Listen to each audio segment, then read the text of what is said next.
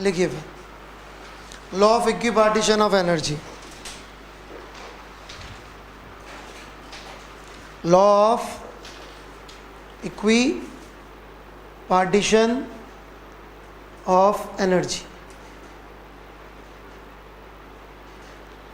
ठीक है, मैं आपको याद दिला दूं, हम लोग amount that is an, volume we और पी एज इन प्रेशर का क्या मतलब है काइनेटिक थ्योरी ऑफ गैसेस के पर्सपेक्टिव से ये समझ चुके हैं कि नहीं समझ चुके हैं, है ना। केटीजी के पर्सपेक्टिव अलग है, उसके पहले वॉल्यूम का मतलब सच में ही होता था amount, volume of vessel. Pressure का मतलब होता था जी फोर्स लग रहा होगा पता नहीं क्यों। अमाउंट मतलब यार किलोग्राम और नंबर्स पता नहीं किसको लेना है क्यों लेना है। ठीक है, तो ये आखिरी है, इस लॉ से हम लोग टेम्परेचर को समझ सकेंगे। ठीक है, तो यहाँ पे एक टर्म आएगी डिग्री ऑफ फ्रीडम। तो पहले मैं आपको डिग्री ऑफ फ्रीडम का मतलब बेसिक से समझा देता हूँ। भाई degree of freedom literal sense में देखें तो कोई हॉस्टल में रहता है क्या यहाँ पे? राइट, तो जो लोग भी हॉस्टल में रहते हैं उनकी degree of freedom compare to जो लोग मम्मी के साथ रहते हैं कम है कि ज़्यादा है? मैथमेटिकल बात करें तो डिग्री ऑफ फ्रीडम है basically how many variables you need to describe motion. ये एग्जैक्ट डेफिनेशन नहीं है बट काम चलाऊ है कि कितने वेरिएबल्स की हमें ज़रूरत पड़ रही है किसी मोशन को डिस्क्राइब करने के लिए। ठीक है कि नहीं? That is degree of freedom, कि basically how many variables you are needing.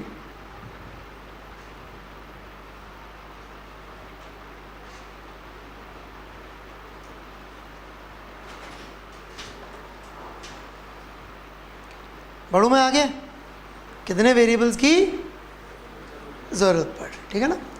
तो what is law of equipartition of energy?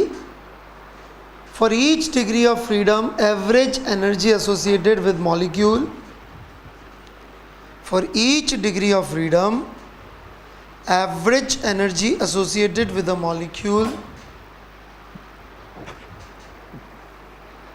Is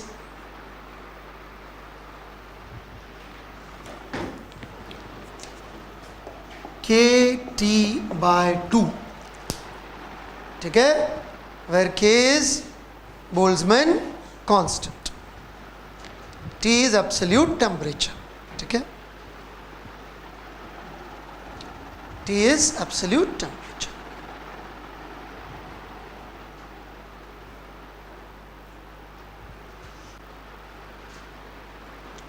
कोई तकलीफ समझने में?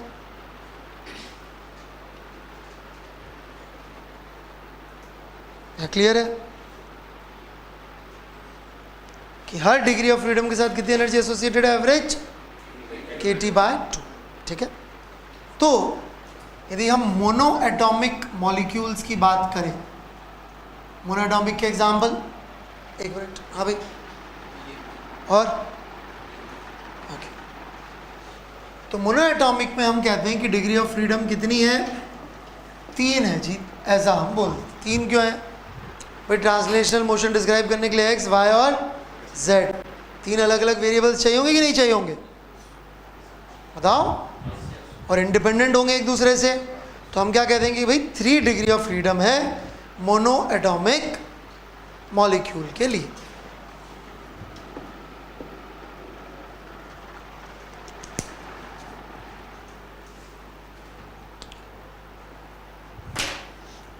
कोई कंफ्यूजन यहां तक?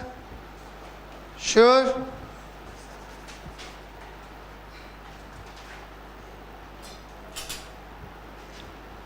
पक्का?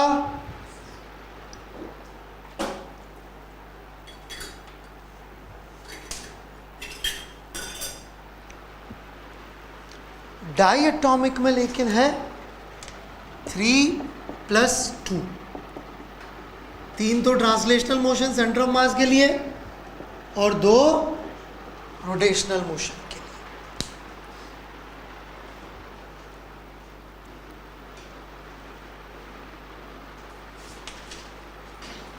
ट्रांसलेशनल मोशन सेंटर ऑफ मास का, तो उसमें भी अगेन एक्स वाई जेड तो चाहिए होगा, राइट। रोटेशन की दो कैसे हैं, जैसे कि मान लीजिए imagine this is your diatomic molecule exam, okay rotation पे आते हैं।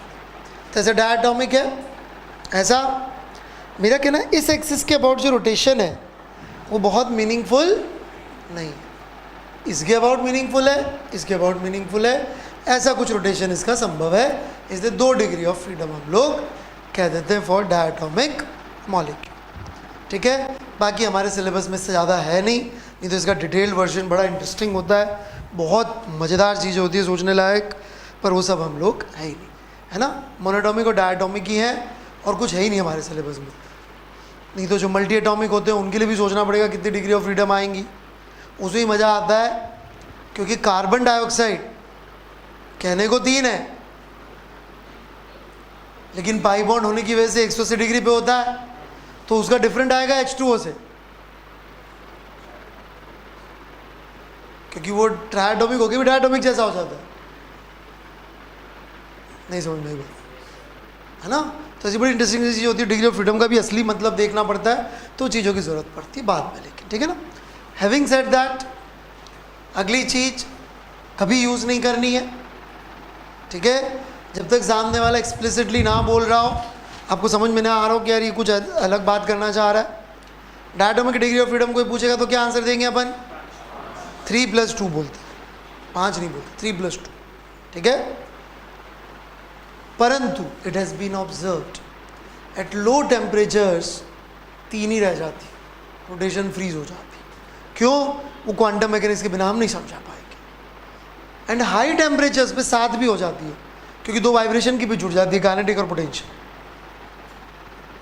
Bond behaves like a spring at high temperature, तो 3 से 7 तक। और एक्चुअली देखा जाए तो ऐसा नहीं था कि इस टेम्परेचर पे जाके 3 हो गई, 3.5, 4.25, 4.25 ऐसे चलती मस्त, 6.25, तो वो तो मर जाए तो एक्सप्लेन नहीं कर पाएंगे अपन। 3 से 7 तक ग्राफ बनता मस्त, लेकिन अपन से कोई पूछ ले तो कितनी डायटोमिक की, 3+2, न 3 न 2 न 7, 3+2। कोई ज्ञान दिखाने का प्रयास करे तो अपन को भी ज्ञान है, ये अपन दिखा सकते हैं, ठीक है कि नहीं बात। खैर बड़े आगे तो याद रहेगा 3 या 5 अपने काम का यही है, ठीक है ना। चलो बढ़ूँ मैं आगे, तो एवरेज एनर्जी एसोसिएटेड कितनी हो गई, F(kT/2). This is the average energy associated with 1 molecule, right. Total molecule कितने, Na। तो this should be the total energy जो कि मॉलिक्यूल्स के पास होगी due to their random motion. Potential energy तो होगी ही नहीं, क्यों नहीं होगी पोटेंशियल एनर्जी,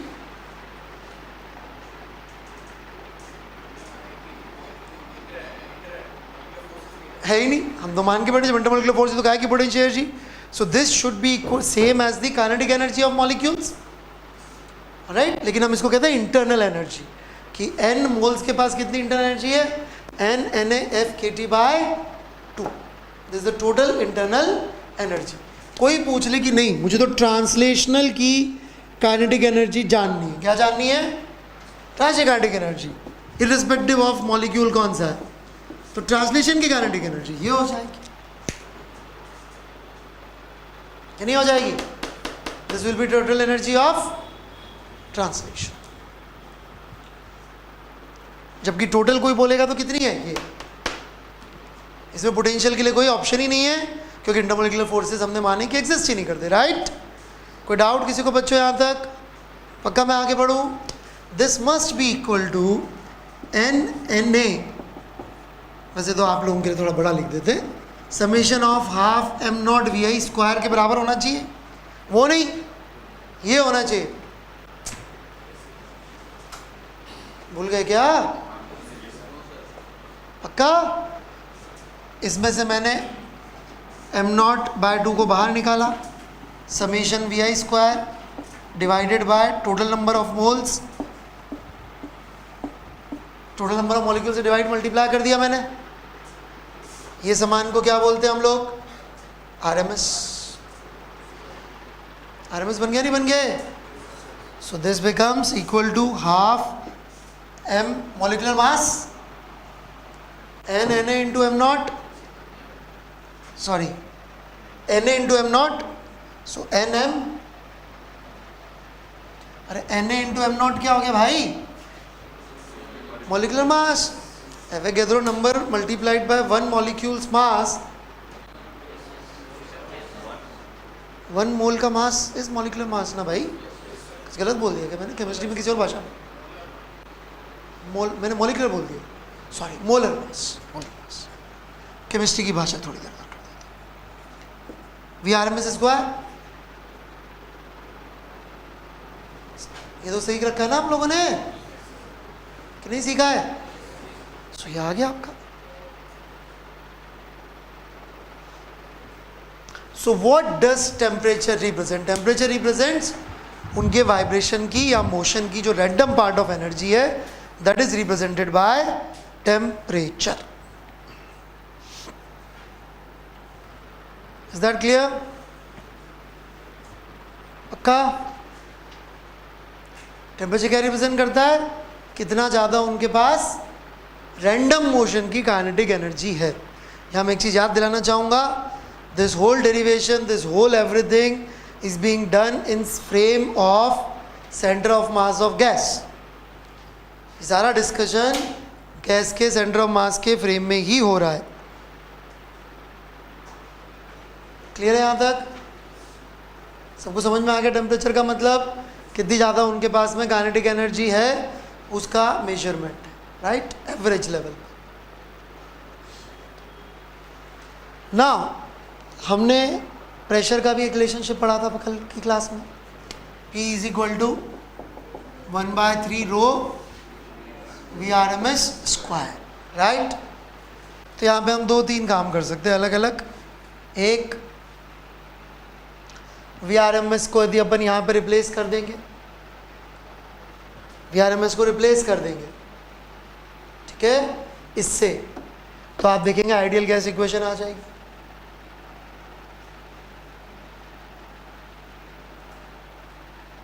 ठीक है। दूसरा अपन क्या कर सकते हैं, VRMS का पहले फॉर्मूला निकाल सकते हैं। आप लोगों ने निकाला भी हुआ VRMS का फॉर्मूला? नहीं निकाला हुआ है? निकाला हुआ है ना VRMS का फॉर्मूला? तो पहले VRMS का फॉर्मूला निकाल देते हैं, फिर वहाँ पे रिप्लेस करते हैं। ठीक है बात? ठीक है। तो इन दोनों को यदि मैं इक्वेट कर दूँ, ये कहाँ से आया भाई? ये कहाँ से आया? Law of equipartition of energy से, राइट? और ये कहाँ से आया? ये तो बेसिक मॉडल से आया। ये वाला part law of equipartition energy से नहीं आया भाई, ये तो बेसिक कैलकुलेशन से आया, मॉडल से आया। तो हमारे नहीं समझ में आ रही बात, राइट? ये तो हमारे बेसिक मॉडल से आया।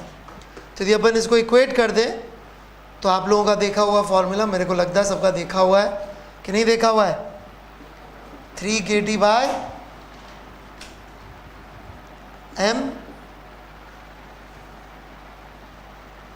3 RT बाय m पढ़ा होगा ना बच्चों? तो ये आ गया √of 3 RT बाय m। क्या VRMS का फॉर्मूला सबको आता था पहले से भी शायद? इसको उठा के यहाँ रख दीजिए, आइडियल गैस इक्वेशन आ जाएगी। We have derived that. हालांकि एक्चुअली उल्टा किया था इन्होंने काम, बड़े लोगों ने, बट ठीक है। So ideal gas equation rho is equal to PM by RT वाली फॉर्म, ये तो PV इज इक्वल टू NRT बना लो इसको।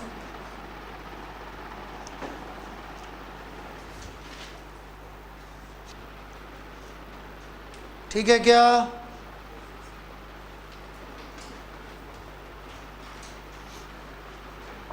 क्लियर है सबको?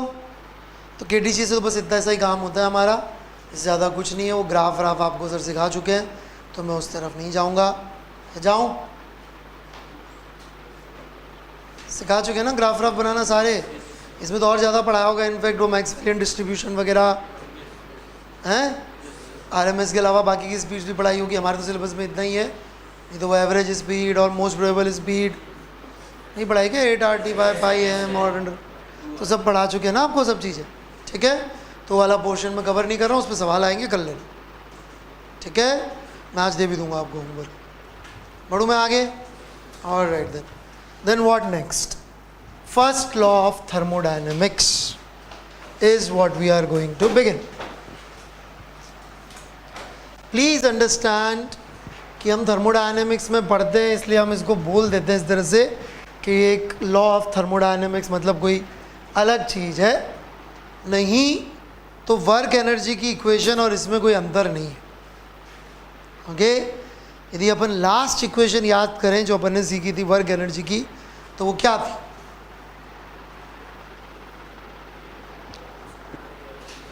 हाँ, work done by external plus work done by internal non conservative is equal to change in mechanical energy. ऐसी इक्वेशन थी हमारी, राइट। यहाँ पे जो थर्मल एनर्जी जनरेट होती थी किसी चीज़ के इंटरनल फोर्सेस के वर्क से, उस थर्मल एनर्जी को अपन क्या करते थे? वो work done by internal non conservative क्या है?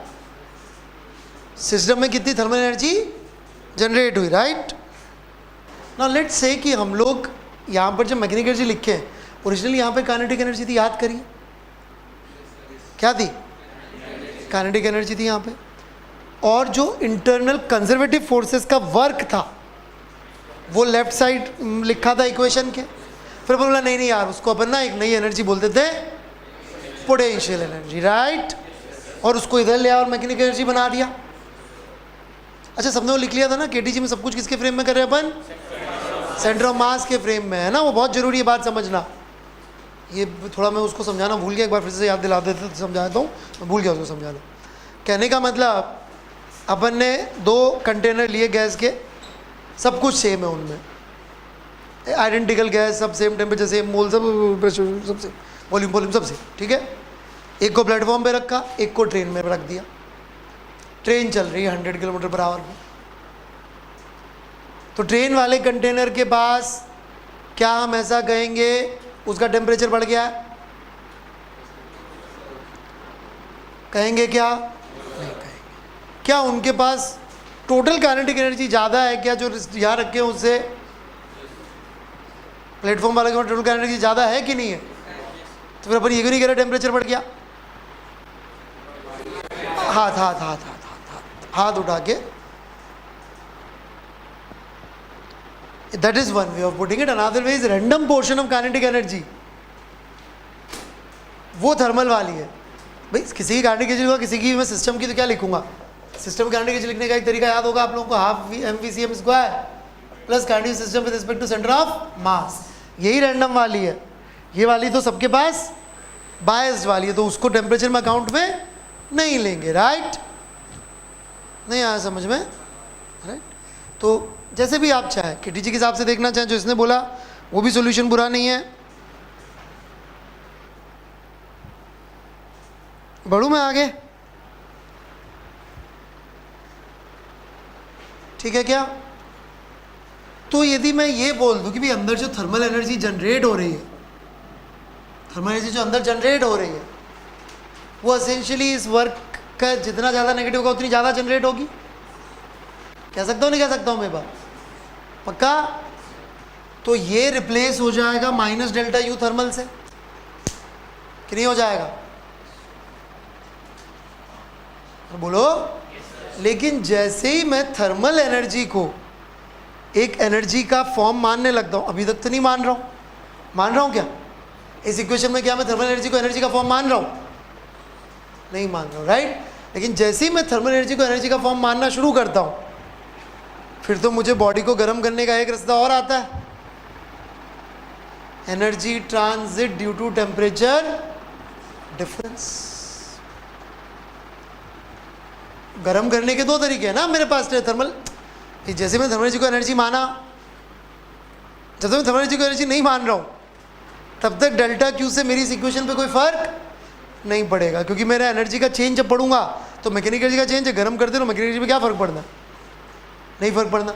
लेकिन यदि मैं डेल्टा यू थर्मल लेना चाहता हूँ, राइट, तो जो केमिस्ट्री का फर्स्ट लॉ थर्मोडायनेमिक्स है वो बन जाता है delta Q plus delta W external, right, वो एक्सटर्नली है, is equal to change in total energy. अब इस टोटल एनर्जी में क्या क्या आएगा? एक्चुअली तो मैकेनिकल भी आना चाहिए और थर्मल भी आना चाहिए सिस्टम की। डेल्टा क्यू क्या है? जो अपन ने सिस्टम को एनर्जी थ्रू हीट सप्लाई करी, ठीक है, ठीक है। तो केमिस्ट्री में ऐसे फर्स्ट लॉ थर्मोडायनेमिक्स पढ़ाया जाता है, फिजिक्स में ऐसे नहीं पढ़ाते। फिजिक्स में थोड़ा सा डिफरेंट है फर्स्ट लॉ थर्मोडायनेमिक्स। फिजिक्स का फर्स्ट लॉ थर्मोडायनेमिक्स ऐसा लिखा हुआ आपको मिलेगा, विच इज ऑब्वियस कि यहाँ पे डेल्टा डब्ल्यू का मतलब उल्टा होगा।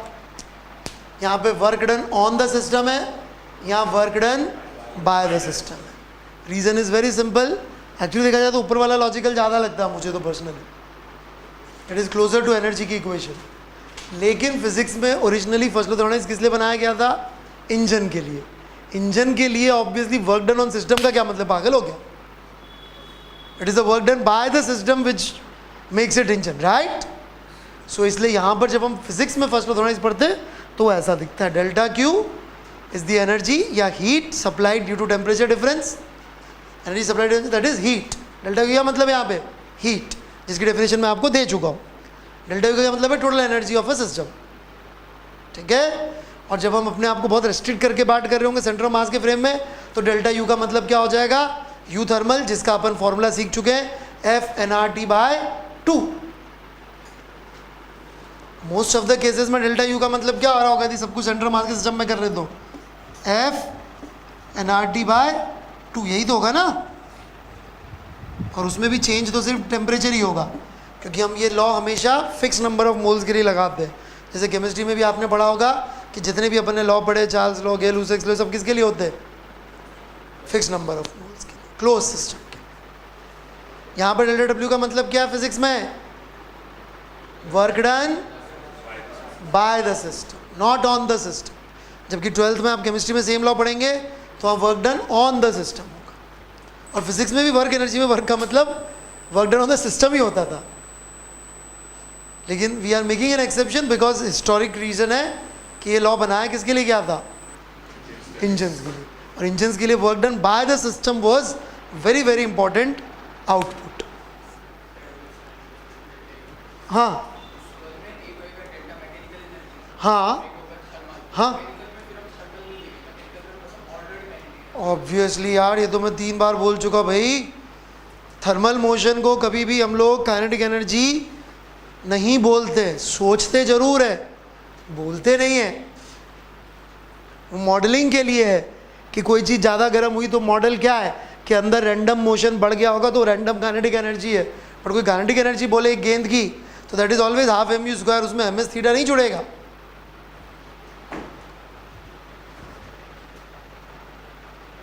वो मॉडलिंग के लिए। काइनेटिक एनर्जी मतलब ओनली बायस्ड। इनका डाउट और मेरा जवाब सबको समझ में आ गया ना भाई? पक्का? चलिए शुरू करें। राइट, 3 टर्म्स है यहाँ पे।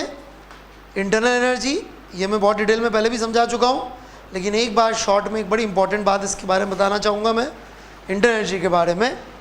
राइट, कि change in internal energy does not depend on process. आप बोलेंगे सर ये क्या होता है प्रोसेस?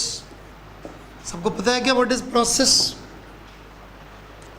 What is process? नहीं पता? यस,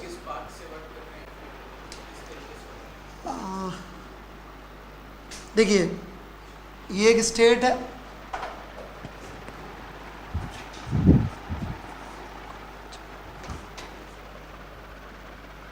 ओके, ये एक स्टेट है ए, ये एक स्टेट है बी, ये स्टेट्स है। स्टेट्स का मतलब पीवी डायग्राम पे पी की वैल्यू, वी की वैल्यू, ऐसी कोई चीज। Got it? पी और वी की अलग अलग वैल्यूज। यहां से जाने के कितने रास्ते हैं? ऐसे भी infinite. P as a function of V लिखने के बहुत तरीके अपने पास. हर तरीका इज अ प्रोसेस. ग्राफ में देखेंगे तो ए से बी जाने का रास्ता, इक्वेशन में देखेंगे तो P as a function of V. अच्छा, जब हम P as a function of V बोलते हैं तो इसमें V as a function of D included है क्या? क्यों? मैं D को PV बाय ना लिख के PV का फंक्शन बना लूंगा. PT इन्वॉल्व है क्या? हाँ, लेकिन जनरली हम लोग ट्रेडिशनली PV बोलते हैं, PV डायग्राम. ठीक है, प्रोसेस का मतलब थोड़ा बहुत समझ में आया? मैथमेटिकल मतलब सबको समझ में आ गया बच्चों? ऑलराइट. फिजिकल मतलब समझा देता हूँ. फिजिकल मतलब क्या? ये देखिएगा इधर, ये एक पिस्टन है, इसमें गैस बंद है कंटेनर में. कितने तरह के प्रोसेस हो सकते हैं भाई? मैं इस पिस्टन को फिक्स कर दूं, आइसोकोरिक प्रोसेस. आजकल नया नाम आ गया आइसो वॉल्यूमेट्रिक, जिसमें वॉल्यूम चेंज नहीं होती, आइसो वॉल्यूमेट्रिक प्रोसेस. समझ में आया क्या बात? पिस्टन को फ्रीली मूविंग कर दूं, आइसोबारिक. क्यों बारिक? प्रेशर सेम रहेगा, इसलिए आइसोबारिक प्रोसेस. क्या यही दो होते हैं? नहीं जी, और बहुत हो सकते हैं. मैं इसको स्प्रिंग से कनेक्ट कर दूं, कोई आएगा प्रोसेस स्प्रिंग प्रोसेस, कुछ नाम रख देंगे उसका. समझ में आएगी बात? क्या यही तीन हो सकते हैं? नहीं जी, हटाओ स्प्रिंग, चार्ज रख दो, एक Q और एक Q इधर. अभी कोई नया फॉर्मूला आ जाएगा 1/r² वाला. नहीं समझ में आई बात? तो अनेक तरह के प्रोसेस करना संभव है. इनफैक्ट हटाओ ये सब, मैं कोई पर्टिकुलर तरह से फोर्स लगा रहा हूँ, कोई अलग से फंक्शन बना सकता हूँ, that would be a process. तो फिजिकली अपन कैसे चीज़ों को कर रहे हैं, दैट इज प्रोसेस. समझे क्या? What is process?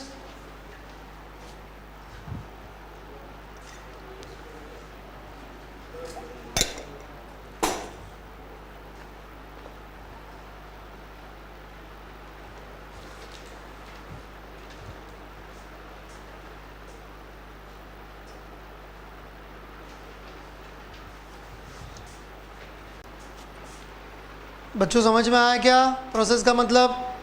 तीनों तरीके से. हेलो, कि नहीं आया? ठीक है. आइसोकोरिक आइसोबारिक तो आपने समझा हुआ होगा कि नहीं समझा हुआ? समझा हुआ? ओके, चलो एक चीज़ बताओ. हाँ भाई अरिन, याद है एक मोल इसमें हाइड्रोजन या हीलियम कुछ था, इधर वैक्यूम था, 1 लीटर. हाँ याद है भाई? इसको ब्लास्ट कर दिए थे हम. ठीक है, कौन सा प्रोसेस हुआ होगा? बाहर से कोई हीट एक्सचेंज भी नहीं हो रहा. Which process? पी डायग्राम पे कैसा दिखेगा?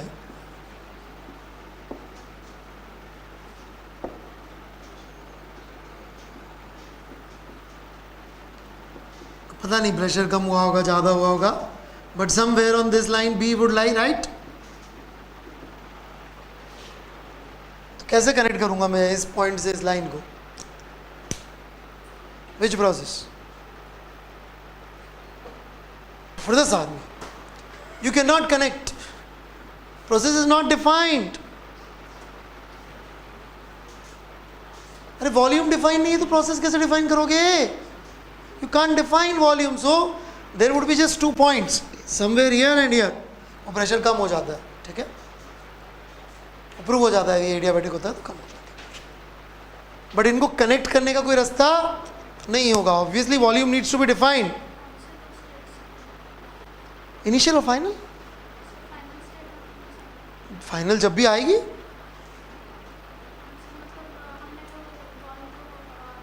एक्सप्लोड कर दिया, final state, not just after. Final state, final state में तो प्रेशर वॉल्यूम डिफाइन हो ही जाएंगे. गिवन सफिशिएंट टाइम रैंडम हो ही जाएगा सब कुछ. ठीक है क्या? बढ़ूं? ऑलराइट. तो हमने क्या बोला कि change in energy is independent of process. क्यों बोल रहे हैं हम ऐसा? How we are able to say that? Why change? उसमें T2 माइनस T1 आ रहा, बस उसको सिर्फ फाइनल टेम्परेचर इनिशियल टेम्परेचर ही चाहिए. Hence proved. कुछ पूछना है?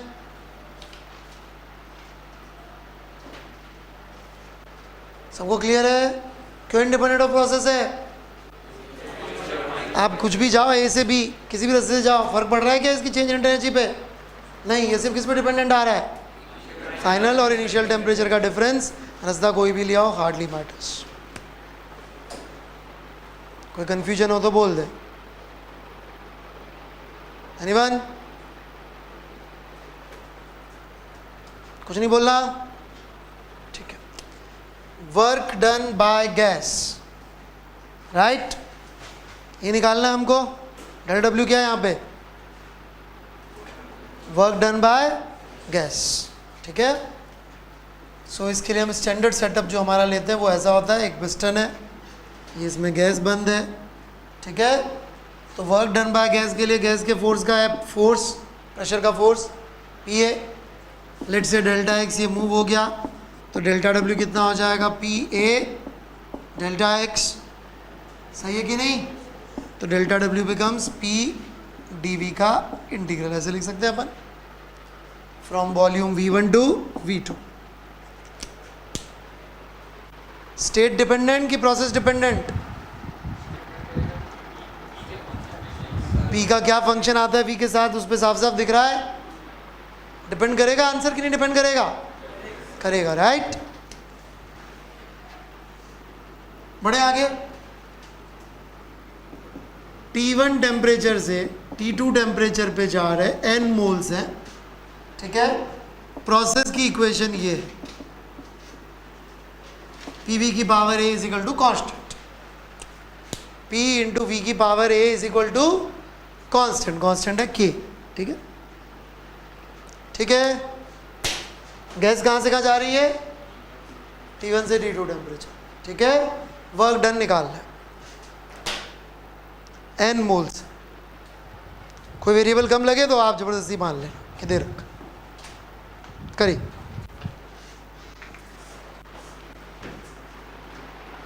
देखिएगा, जिनसे बेसिक इंटीग्रेशन भी नहीं हुआ अभी तक,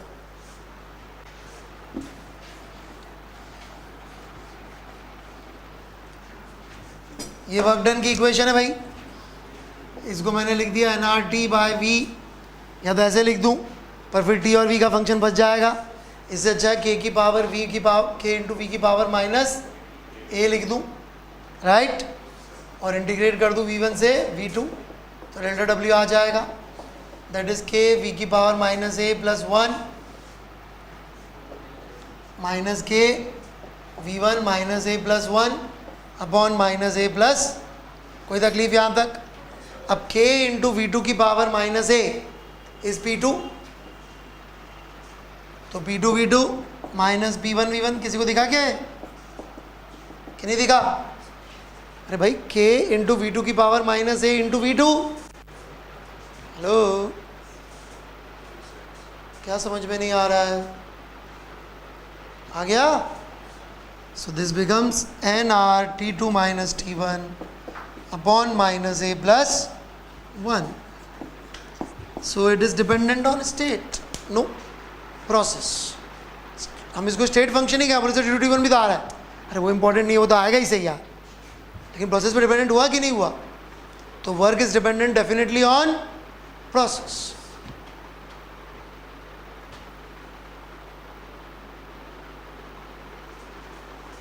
ठीक है. आइसोथर्मल के लिए निकाल दो. आइसोथर्मल बताया क्या सबको क्या होता है? जरा आइसोथर्मल के लिए निकालो. Work done.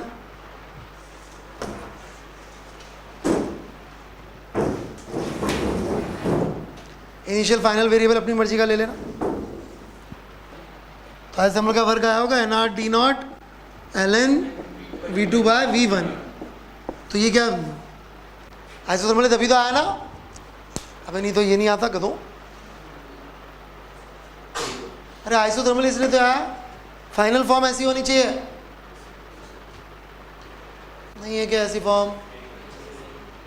ठीक है, ऑब्वियसली इसमें a is not equal to -1 included होता है, नहीं 1 सॉरी, ठीक है ना। तो ये भी प्रोसेस डिपेंडेंट ही है, in fact work is always process dependent. जब प्रोसेस बोल के निकाल रहे हो गधो तब तो प्रोसेस डिपेंडेंट ही हो गया, उल्टा इक्वेशन थोड़ी सोचना है, ठीक है। तो work is dependent on process. Clear है सबको ये चीज?